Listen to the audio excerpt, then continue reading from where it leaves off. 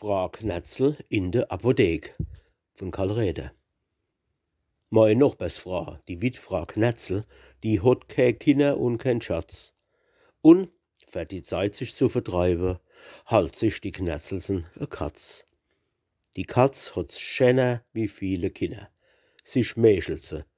Komm, min.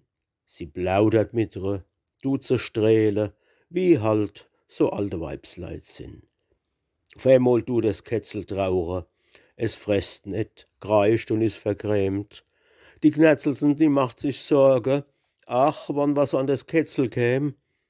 Sie brot der Katz a Knoblauchswästel. Sie backt ihr was aus Merbendeeg. Die frisst nix mehr.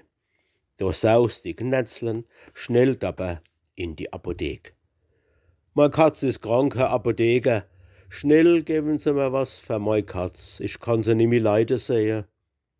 Meine Katz, das ist mein einziger Schatz. Der Herr Provisor grießt, tut knickse, dann deit er rundherum im Haus.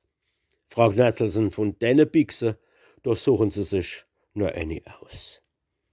Ach, sagt die Knätzeln, Herr Provisor, was weiß eine Frau von der Wix? Von all do denen hebräischen Namen versteh ich grad so viel wie nix.